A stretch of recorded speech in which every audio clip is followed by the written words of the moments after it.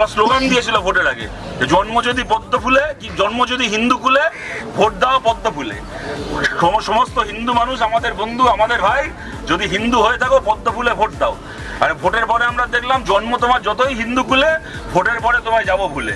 ভোটের আগে যিনি ছিলেন হিন্দু, ভোটের পরে তিনি হয়ে গেলেন বেআইনি দখলদার। ভোটের আগে বললেন তুমি হিন্দু, তোমার ভোট চাই, ভোটের পরে বললেন তুমি বেআইনি দখলদার, তোমাকে লাথি মেরে তোমার দোকান থেকে তোমার বাড়ি থেকে তাড়াতে চাই। এই ওদের রাজনীতি। এবং আমরা জানি ওদের কাছে হিন্দু মানে আসলে দুজন হিন্দু আছে ভারতে, আদানি আর আম্বানি।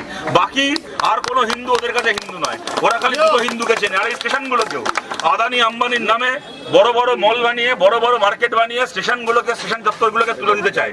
এখানে আমাদের পরিষ্কার কথা হচ্ছে, পরিষ্কার বক্তব্য হচ্ছে, স্টেশনে যদি রেলকে যদি টেন্ডার ডেকে, এক হচ্ছে রেলকে যদি স্টেশনের মধ্যে দোকান কাউকে অ্যালট করতে হয়, তাহলে ইচ্ছে মতো আমার পছন্দ হলো আদানিকে দেব, আমার পছন্দ হলো আম্বানিকে দেব, এরকম ভাবে অ্যালট করা যাবে না।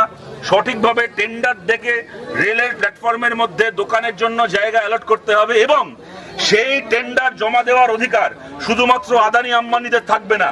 আমাদের এখানে পরিষ্কার বক্তব্য, আমাদের পার্টির সিআইটিইউ এই কাজ করবে, এই লড়াই লড়বে। আমরা সমস্ত হকার ভাই বোনদের কাছেও এই ব্যবস্থা নিয়ে পৌঁছবো গোটা বাংলা জুড়ে। যে প্ল্যাটফর্মে যে হকার ভাই বোনরা আজকে 5 বছর, 10 বছর, 15 বছর ধরে, 20 বছর ধরে ব্যবসা করছেন, প্রত্যেক প্ল্যাটফর্ম ধরে ধরে সেই হকার ভাই বোনদেরকে নিয়ে আমরা কোঅপারেটিভ তৈরি করব।